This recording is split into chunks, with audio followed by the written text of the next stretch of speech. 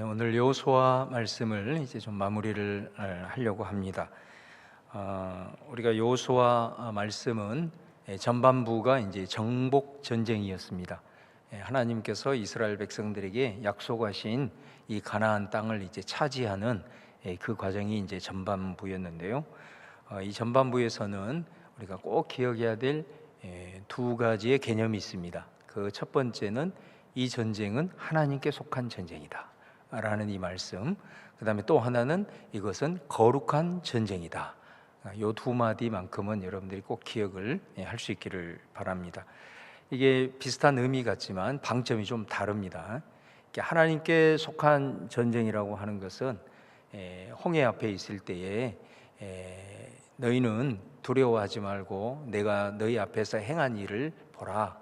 너희는 가만히 서서 내가 하나님 됨을 알지어다 했던 것처럼 우리 하나님께서 이 이스라엘 백성들로 하여금 가나안 땅을 차지하게 하는 이 모든 과정은 제일 중요한 것은 내가 너희 조상 아브라함에게 약속한 것, 그리고 그 약속했기 때문에 내가 반드시 이룰 것이라고 하는 하나님의 성취 의지가 가장 강하게 나타나는 것이죠. 그래서 이 전쟁은 너희들이 수행을 하는 것 같지만은 실제로 이 전쟁은 내게 속한 것이고 내가 너희들을 앞서 행하여서 이 아브라함에게 약속한 이 약속을 반드시 이룰 것이다 라고 하는 것이 이제 하나님께 속한 전쟁의 아주 중요한 의미입니다. 그렇기 때문에 이 이스라엘이 하나님께 속한 전쟁을 수행함에 있어서는 자신들이 어떤 전략을 가지고 또 자신들의 어떤 힘으로 이렇게 하기보다는 그보다 더 중요한 것이 뭐냐면 바로 이 전쟁은 하나님께 속해 있기 때문에 하나님의 그 약속을 신뢰하는 것이 제일 중요한 것입니다. 하나님이 이것을 이루실 것이다라고 하는 그 하나님 약속에 대한 절대적인 신뢰, 그 신뢰가 있게 되면은 하나님께서 때로는 우리가 생각하는 것과 다른 어떤 전략을 주더라도 그 전략을 수행할 수가 있는 거죠. 그런 부분들이 많이 나타났잖아요. 실제로 예를 들어서 여리고성 전투를 앞두고 그 길갈에서 할례를 행하라는 이런 것들이라든가, 그 다음에 또 여리고성을 돌 때 침묵으로 그 성을 돌라고 하는 이런 부분들은 사실은 전쟁의 전략과는 상관이 없는 것이죠. 그럼에도 불구하고 이스라엘 백성들이 순종하고 나아갑니다. 바로 그 모습 속에서 이제 여리고성이 무너지게 되고 이 전쟁을 결국은 승리하게 되는데, 바로 이게 하나님께 속한 전쟁의 중요한 포인트입니다. 우리가 뭔가를 앞서 행하려고 하는 것이 아니라 하나님께 속한 전쟁은 먼저 하나님께서 우리에게 하신 그 약속을 절대적으로 신뢰하고, 그 하나님을 우리가 신뢰한다면 그분께서 우리에게 주시는 말씀, 그 말씀이 내 생각과 지금 내 상황과는 조금 다르다 하더라도 그 말씀 앞에 순종하려고 나아갈 때에 하나님의 주인 되심을 인정하고 하나님의 주권을 인정하며 나갈 때 그 역사가 이루어지는 것을 우리에게 이제 보여주는 것입니다. 사실 이 하나님께 속한 전쟁은 오늘 또 이 시대를 우리가 살아감에 있어서도 그리스도를 따르는 제자로서 사실 어떻게 보면 가장 중요하게 우리가 품고 나아가야 될 중요한 부분이 아닌가 싶습니다. 실제로 우리가 지금 교회에서 진행되고 있는 그 1:1 제자 양육도 사실은 근본적인 메시지가 이 메시지거든요. 이제까지는 내가 내 마음의 중심으로 있었는데 이제 예수님을 내 마음의 중심을 모시게 되면 예수님이 누군지, 그분이 무엇을 하셨는지, 지금 뭘 하고 있는지, 그래서 이제 그분을 내 마음속에 영접하고 또 그 영접한 그 예수님으로 인해서 내가 이제 살아가기 위해서는 여러 가지 과정을 딱 하게 되면 마지막 결론이 뭐냐면은 이 모든 과정을 통해서, 이 모든 훈련을 통해서 그리스도가 다스리는 삶, 그것은 하나님이 내 삶의 주인이 되시고 나는 그 주인의 부름에 순종하며 나아간다라고 하는 이 믿음의 결단이 어떻게 보면 1:1 제자 양육의 결론이라고 할 수가 있거든요. 그러니까 이 그리스도를 따르는 제자들의 삶은 바로 이 하나님께 속한 전쟁, 이 부분에 담겨 있는 메시지를 우리가 정말로 깊이 상고하고 함께 묵상해야 될 부분이라고 여겨집니다. 그 다음에 이제 이 거룩한 전쟁이라고 하는 것은 어떤 의미가 있느냐, 지난 시간에 우리가 이미 살펴보았지만 여기에는 심판에 대한 방점이 강하다. 그러니까 하나님께 속한 전쟁은 하나님의 약속이라고 하는 아주 중요한 강조점이 있는 반면에 이게 거룩한 전쟁이다라고 했을 때는 하나님의 심판의 의미가 있다라는 거예요. 어떤 것에 대한 심판인 거죠? 죄에 대한 심판이 있다는 거예요. 이 거룩한 전쟁, 아주 진멸하는 그런 모습들, 그리고 전쟁이 아주 무자비한 이런 가나안 백성들을 남기지 말라, 마치 하나님이 정말 이 이스라엘의 부족신인 것처럼 그런 모습들이 강력하게 나타나고 있는데, 바로 이 모습은 아브라함에게 말씀했던 것처럼 지금 너희 후손이 400년 만에 이 가나안 땅으로 들어오게 될 터인데 그 순간에도 가나안에는 죄악이 관영했다. 그러나 아직 죄악이 다 차지 아니하였다. 400년을 하나님이 기다리셨다 그랬습니다.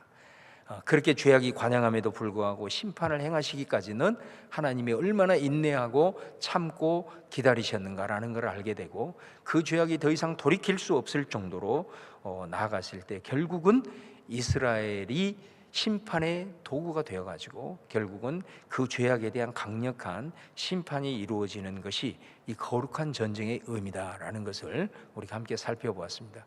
그렇기 때문에 이 이스라엘이 하나님의 백성뿐만 아니라 하나님을 인정하지 않는 전 세계의 역사 속에서의 수많은 제국들과 수많은 땅과 수많은 사람들 가운데서도 그 죄악이 관영해서 가득 찼을 때는 시대와 장소와 사람과 제국을 불문하고 하나님의 죄악에 대한 심판은 반드시 존재했다라는 것을 우리가 이제 알게 되면서, 또 이스라엘 백성들이 심판의 도구가 되었지만 자신들이 똑같은 죄악으로 관영했을 때 바벨론에게 또 심판을 당하는 이런 상황들을 바라보면서 하나님이 이스라엘만의 하나님이었느냐, 이런 어떤 질문에 대해서 다시 한번 우리가 바로 알고, 바로 이 거룩한 전쟁의 의미 속에는 죄악에 대한 하나님의 심판, 그런 의미가 담겨 있다라는 것을 우리가 좀 기억을 해야 됩니다.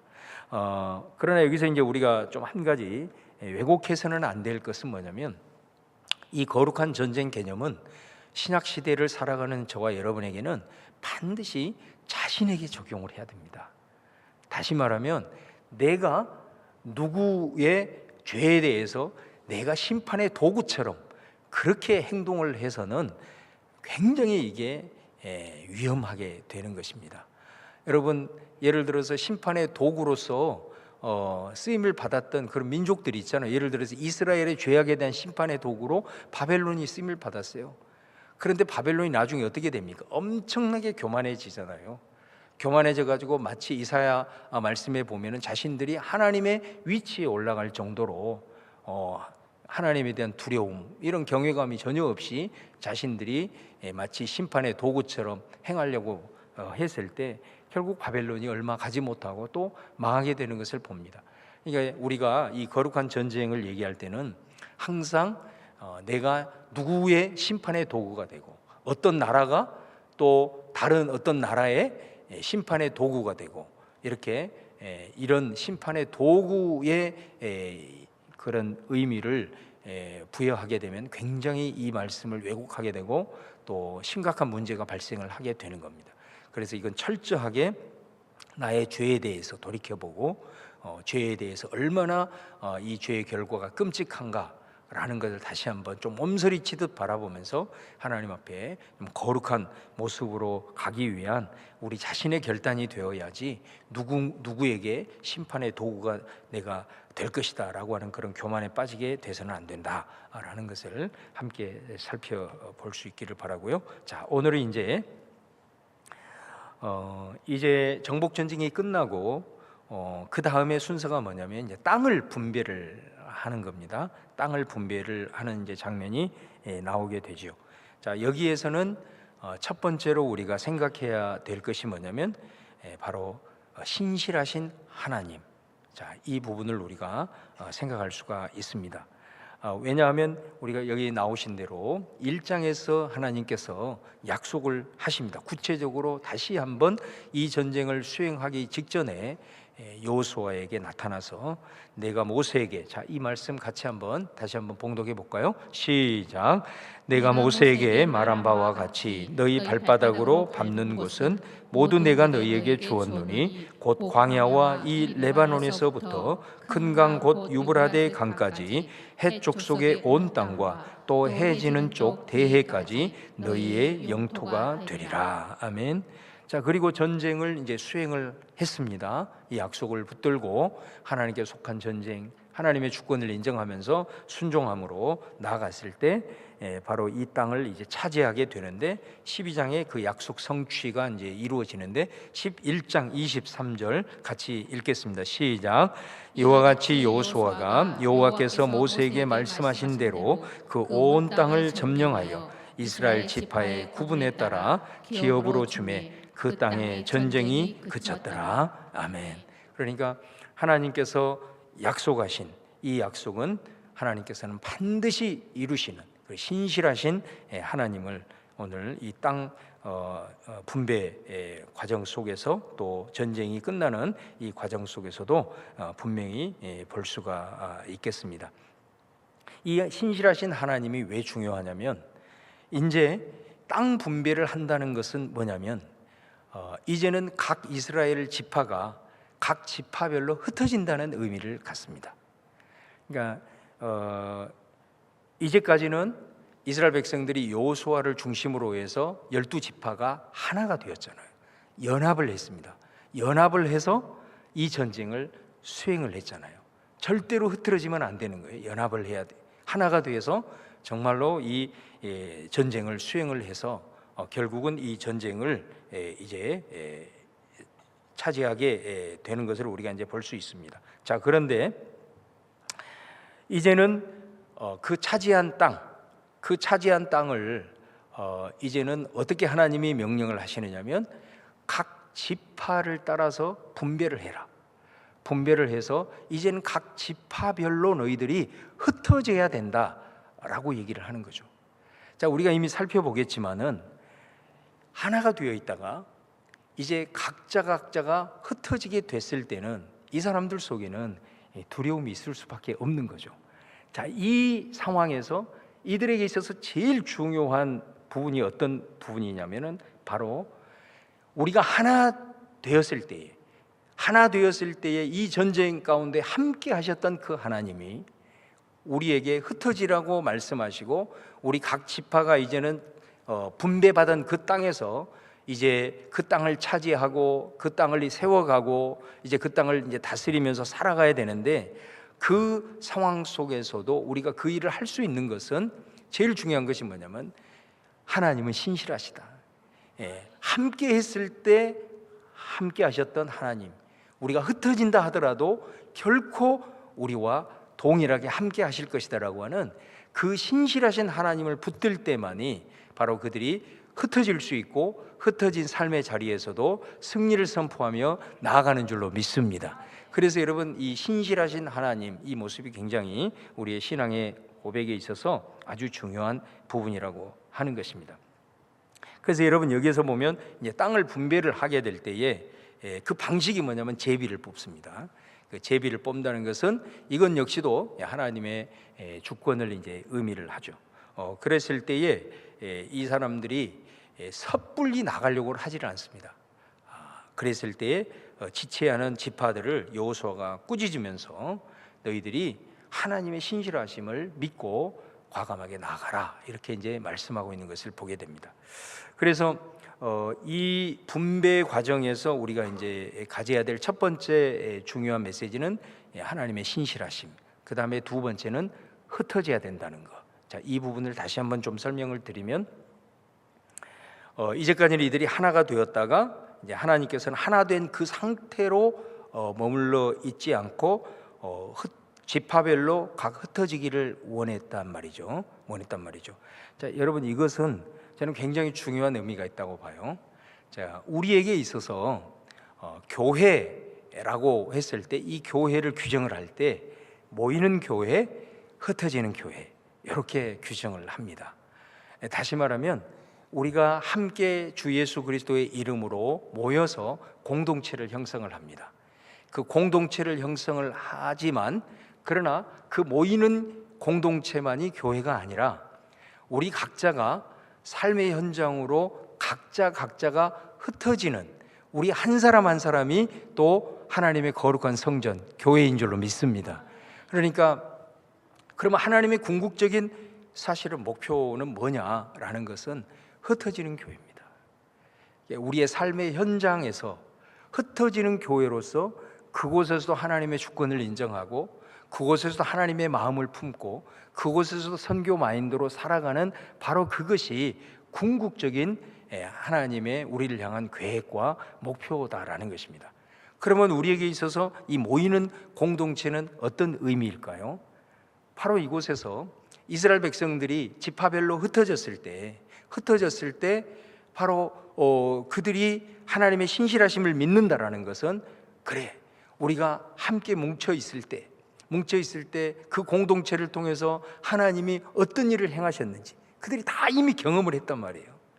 그곳에서 하나님의 기적을 보았고 하나님의 역사를 보았고 또 하나님의 그 일하심을 이미 경험을 했단 말이에요.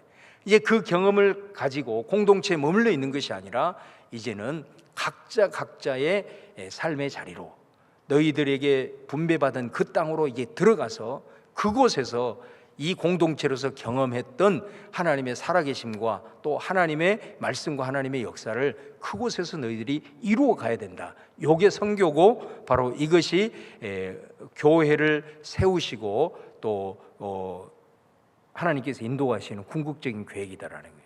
그러니까 저와 여러분이 이 교회 공동체를 통해서 바로 그 경험을 하는 거 아니에요? 이곳에서 하나님의 말씀으로 무장하고 또 같이 함께 중보하고 같이 기도하면서 기도를 통해서 하나님이 어떤 기적을 베푸시고 어떤 역사를 이루셨는지 이곳에서 또 체험을 하고 또 공동체 모임을 통해서 서로 우리가 말씀으로 격려하고 또 서로 위로하고 이런 과정을 통해서 우리가 영적으로 무장을 하는 거죠.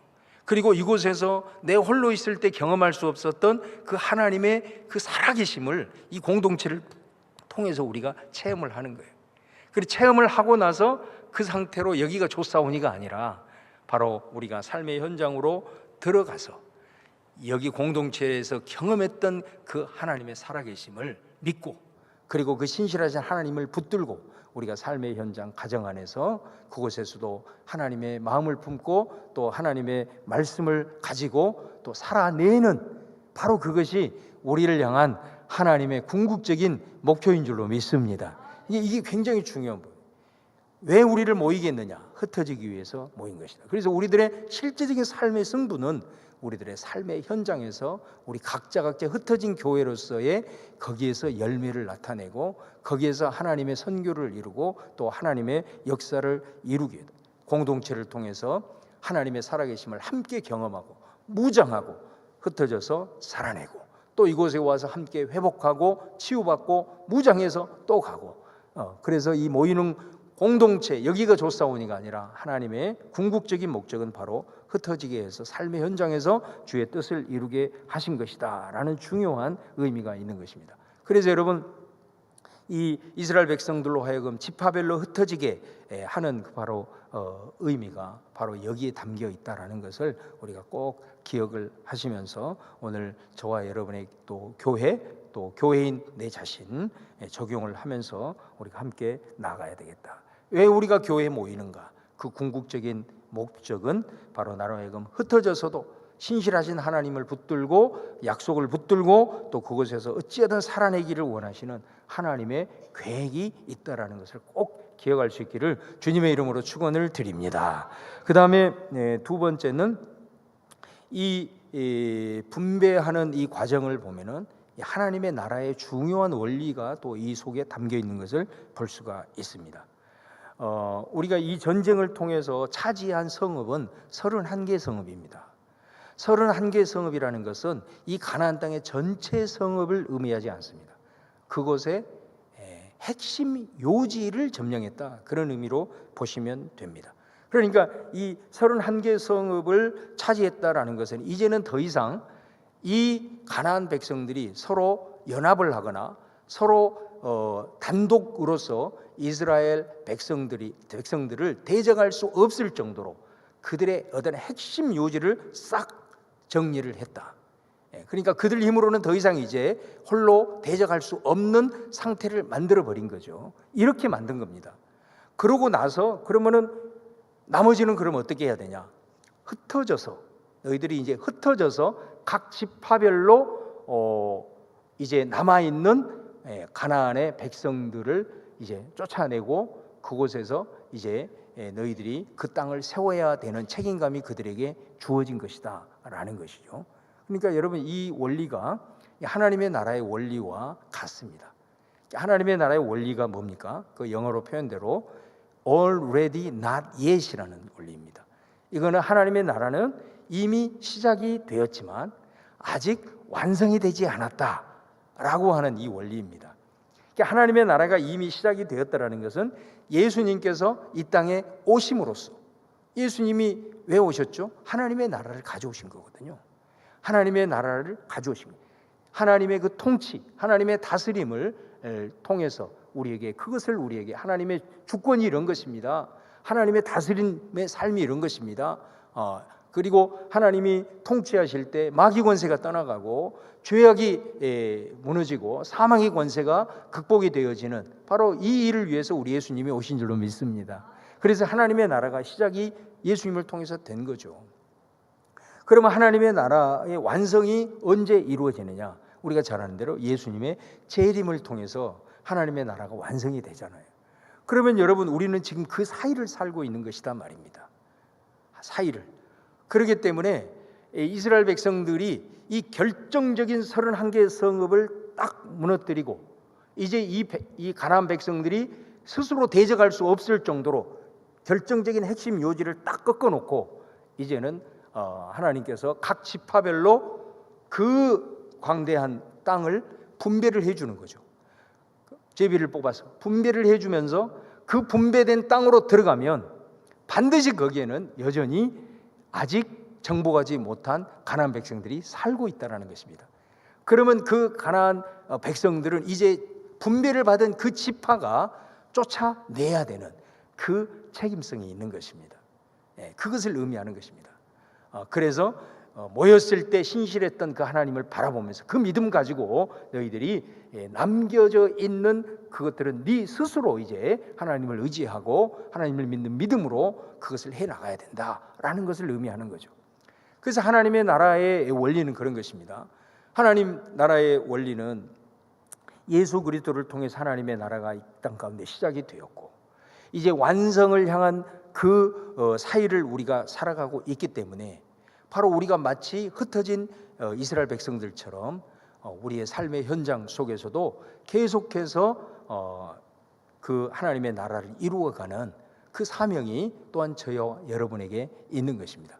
우리가 흔히 하나님의 나라 원리와 관련해서 우리가 좀 쉽게 이해하는 것 중에 하나가 예수 그리스도가 이 땅에 오셔가지고 예수님이 그 십자가와 부활 사건을 통해서 이 어둠의 권세들 또 악한 영적인 세력들 마귀를 우리가 물리치지 않았습니까?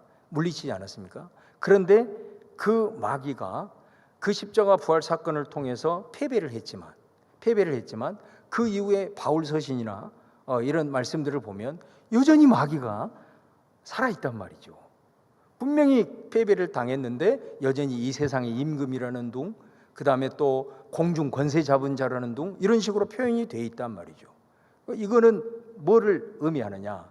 그러니까 우리가 흔히 사용하는 말 중에 D-Day과 V-Day라는 말을 여러분 들어보셨을 거예요. 이 D-Day라는 것은 영어로 Decision Day라는 거예요. 결정적인 날. 그 다음에 V-Day는 Victory Day 그런 뜻입니다.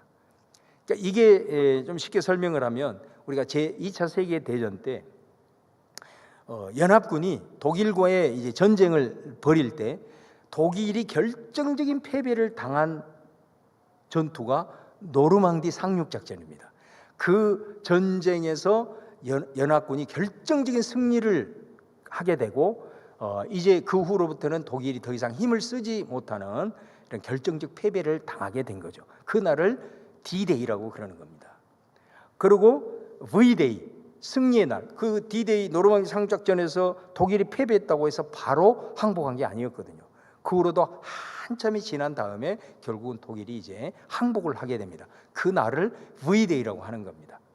그러니까 우리가 영적 전쟁과 관련해서 예수 그리스도의 십자가 부활을 통해서 이 마귀 사탄이 결정적으로 패배를 당한 겁니다. 할렐루야. 네, 결정적으로 패배를 당한 겁니다. 그렇다고 해서 이 마귀가 완전히 없어졌느냐? 아니란 말이죠. 예수 그리스도의 재림하실 때까지 마귀 사탄은 계속해서 미혹하는 자로서 계속해서 성도들을 또 넘어뜨리고 사명 감당하지 못하도록 그런 일을 한다라는 거죠. 결정적인 패배를 당했다라는 것은 이제 우리 힘으로는 이 마귀 사탄을 대적할 수 없지만 예수 그리스도의 이름과 그 보혈의 능력을 의지해서는 우리도 얼마든지 이 마귀 사탄을 이길 수 있는 능력이 우리에게 주어진 줄로 믿습니다. 그렇기 때문에 마귀 사탄은 절대로 우리를 스스로 넘어뜨리지 못한다 그랬잖아요. 제가 마귀는 반드시 유혹을 합니다. 그래서 내 스스로 넘어지게 하는 겁니다. 그래서 미혹하는 자인 거예요. 마귀가 어떤 권세를 가지고 예수 그리스도를 믿는 사람을 그 힘으로 절대로 못 넘어뜨립니다. 마귀는 우리 스스로 넘어지도록 미혹하는 겁니다. 그래서 죄에 대한 넘어짐에 대한 책임은 마귀에게 있는 것이 아니라 나에게 있다는 것을 우리가 기억을 해야 한다는 거죠. 그래서 우리가 이 마귀 사탄, 또 죄악의 권세, 사망의 권세, 이 모든 것들을 우리가 이 십자가 부활을 통해서 패배했기 때문에, 결정적인 패배를 했기 때문에 우리가 승기를 이미 잡은 것이고, 그 승기를 잡은 모습으로 우리가 영적 전쟁을 수행하고 또 삶의 현장에서도 그 믿음 가지고 해 나갈 때에 우리에게 계속해서 하나님의 나라가 우리를 통해서 확장이 되어지고, 또 우리도 스스로도 변화되어지고 더욱더 하나님의 강한 용사로서 주의 귀한 사명을 넉넉하게 감당할 줄로 믿습니다. 바로 이 부분이라는 거죠. 바로 이 메시지가 이 땅 분배의 과정을 통해서 우리에게 보여준 아주 중요한 메시지다라는 것입니다. 그래서 예수님 다시 오실 때까지 바로 그 마음을 품고 우리가 나가야 된다. 그런데 이 이스라엘 백성들이 이제 땅을 분배를 하기 위해서 너희들이 제비를 이제 뽑을 때에 너희들이 그 땅을 다 돌아다니면서 너희들이 차지할 그 땅을 그려와라. 계속해서 사람들이 지체하는 거예요. 가려고를 하지를 않는 겁니다. 그러니까 왜 가려고 하지 않아요? 여기가 좋사오니, 우리가 뭉쳐있을 때가 좋니, 뭉쳐있을 때가 힘이 있었니, 우리가 홀로 가서 흩어지기에는 너무도 두려운 거예요. 무서운 거예요. 그래서 이들이 가려고를 하지를 않는 거죠. 그래서 계속해서 여호수아가 던지는 메시지가 점령을 어느 때까지 너희들이 지체하겠느냐, 18장 3절. 그리고 너희들이 이제는 스스로 개척을 해야 된다, 17장 15절. 그 다음에 18장 4절에 보면은 땅을 그려가지고 와라 하면서 계속해서 재촉을 하고 있는 것을 우리가 보게 됩니다. 그럼에도 불구하고 이 사람들이 계속해서 머뭇머뭇거리고 이렇게 나아가는 것을 보게 됩니다. 그러면서 때로는 여호수아와 논쟁하기도 하고 이런 이제 과정이 있는데, 16장 10절 또 17장 12절에 보면은 아주 중요한 메시지가 나옵니다. 그게 뭐냐면, 이 사람들이 분배를 받은 지파라 하더라도 쫓아내지 않는 사태가 발생을 하고 쫓아내지 못하는 사태가 발생을 합니다. 그러니까 이 사람들이 이제 지도를 그려와서 그 땅을 분배를 받았음에도 불구하고 쫓아내지를 않는 거죠. 왜 쫓아내지를 않았을까요? 여기에는 이유가 있었겠죠. 그 이유는 일단은 이 사람들을 살려놓으면 종으로 부려먹을 수가 있으니까. 제압을 했으니 종으로 부려먹을 수가 있고, 또 이들이에게 배워야 할 것이 사실 많아요. 뭐 농사를 배워야 한다는, 뭐 이런 여러 가지 면에서 자기의 필요에 의해서 이 사람들을 쫓아내지 않게 됩니다.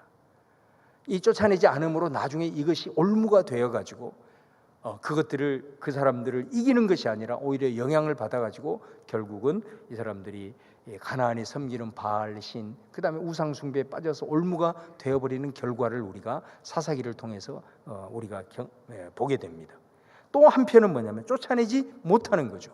쫓아내지 못하는 것은 아까 말씀드린 대로 이들 안에 그 하나님의 신실하심에 대한 믿음이 없는 거예요. 그리고 두려움이 있는 거예요. 이 사람들이 철병거를 가지고 있는데 어떻게 우리가 이 사람들을 쫓아낼 수 있겠느냐 하면서 머뭇머뭇하고 도저히 쫓아내지 못한다. 그러다 보니까 이 성경에 보면은 가나안 백성들이 끝까지 그들과 함께 그 지역에서 머물게 되는 이런 상황이 발생을 하게 된다라는 것입니다. 그래서 결국은 이 말씀이 사사기로 이어지면서 사사시대의 이제 실패의 원인이 되어지는 것을 우리가 볼 수가 있습니다. 그러니까 우리가 삶의 현장으로 나아갈 때에 정말 우리 스스로의 그런 어떤 주님에 대한 신실함, 또 주님을 이곳에서 경험한 그 살아계심에 대한 그 담대함을 가지고 나아가기를 두려워하는 이런 모습, 세상이 너무 크고 그 속에서 내가 예수 그리스도를 드러낼 수조차도 없는 그런 우리들의 연약한 믿음으로 인해서 더 이상 흩어지기를 거부하고 몸은 흩어져 있지만은 영적으로 더 이상 흩어짐의 사명을 감당하지 못하는 우리들의 모습이 있을 수 있고, 또 하나는 그냥 타협을 하는 거죠. 세상 속에서 타협을 하면서 거기서 싸우려고 하는 그냥 의지도 없고, 편한 것이 좋은 것이 왜 그렇게 내가 하나님의 마음을 품고 살아가는 이런 고생을 해야 되나, 세상에는 세상의 논리대로 살아가야지 하면서 그냥 맹목적으로 그냥 타협을 해버리는 이런 모습으로 인해서 그들이 그 땅을 분배를 받았지만, 충분히 이길 수 있는 상황이지만 결국은 이기지 못하고 그들과 같이 공존하면서 결국은 그것이 올무가 되어서 무너지게 되는 이제 이런 상황으로 가는 것을 우리가 이제 볼 수가 있습니다. 그럼에도 불구하고 한 사람의 중요한 승리자의 모델이 나오죠. 바로 오늘 우리가 봉독한 바로 갈렙이라는 사람입니다. 이 갈렙이라는 사람이 오늘 우리가 봉독한 대로 헤브론이라는 그 땅, 사실은 유다 남부의 광야잖아요. 중부의 그 갈릴리라든가 그 요단강이 흐르는 그 평지가 아니란 말이죠. 농사짓기 좋은 땅도 아니란 말이에요. 그런데 이 헤브론 지역의 가데스 바네아에서 정탐꾼을 보낼 때 정탐꾼들이 거기서 두려워 떨면서 우리는 그 사람들에 비하면 메뚜기입니다라고 말한 결정적인 계기가 되었던 그 헤브론, 그 아낙 자손들이 있는 어마어마한 세력이 있는 그 땅. 그러나 이 갈렙은 그 땅을 내게 달라고, 누구도 가지 않는 그 땅을 내게 달라고, 모세가 내게 주기로 했으니 내가 그 땅을 향하여 가겠다. 그 땅이 아낙 사람이 있고 성읍들이 크고 견고할지라도 하나님이 나와 함께 하시면 내가 여호와께서 말씀하신 대로 그들을 쫓아내겠습니다 하면서 정말로 이 신실하신 하나님 붙들고 담대하게 그곳으로 가서 결국은 그 헤브론 땅을 차지하게 되는 그런 믿음의 역사가 나타나게 되고, 어떻게 보면 좀 황무한 그런 유다 남부의 광야 지역이었지만 결국은 그 헤브론이 다윗 왕조의 시발점이 되는 그런 놀라운 역사가 일어나는 계기가 되었던 것을 보게 됩니다. 우리 여호수아 14장 12절 우리 봉독했지만 다시 한번 이 말씀 같이 한번, 이 갈렙이 여호수아에게 이 땅을 우리에게 달라고 하면서 선포했던 그 말씀 같이 한번 읽어보도록 하겠습니다. PPT를 좀 띄워주시고요. 여호수아 14장 12절입니다. 시작. 그날에 여호와께서 말씀하신 이 산지를 지금 내게 주소서. 당신도 그날에 들으셨거니와 그곳에는 아낙 사람이 있고 그 성읍들은 크고 견고할지라도 여호와께서 나와 함께 하시면 내가 여호와께서 말씀하신 대로 그들을 쫓아내리이다. 아멘. 다 쫓아내지 아니하고 다 쫓아내지 못했다라는 이런 기록만 있었으면 얼마나 우리가 읽는 우리도 좌절할 수 있는데, 정말로 승리하는 하나님의 사람들이 있었다는 것이 우리에게 큰 소망이 되고, 어찌하든 저와 여러분이 이 모이는 공동체를 통해서 여호수아가 하나가 되어서 어마어마한 하나님의 역사와 기적을 이루었던 것을 우리가 이 모이는 본향 교회를 통해서 체험하고 무장하고 더 우리가 하나님의 살아계심을 체험하고 무장해서 저와 여러분이 그 믿음 가지고 그 신실하게 역사하신 하나님께서 또 내 삶의 현장에서도 동일하게 역사하실 것이다라는 마음을 가지고 믿음의 발걸음을 내디딜 수 있는 그런 용기 있는 우리 그리스도인들이 될 수 있기를 바라겠습니다. 그냥 단순히 그냥 타협하거나 그냥 무너지는 것이 아니라 그래도 내가 넘어질지언정 한 걸음이라도 떼봐야 되겠다라는 마음을 가지고 해나갈 때에 그곳에서도 우리 하나님께서 반드시 승리를 맛보게 하셔서 우리로 하여금 다시 모이는 공동체로 모일 때 정말로 때로는 패배하고 치유받고 회복받아야 되겠지만 때로는 하나님 내가 승리했습니다 하면서 하나님 앞에 감사 찬양을 올려드릴 수 있는 그런 믿음의 역사들이 우리 성도님들을 통해서 꼭 이루어지고 그럼을 통해서 우리의 가정부터 하나님의 말씀이 흥왕하고 그 말씀의 가치가 이루어져서 우리 주님 오시는 날까지 주님 나라 확장의 도구로서 귀하게 쓰임받는 우리 번영의 가족들 다 될 수 있기를 주님의 이름으로 축원을 드립니다.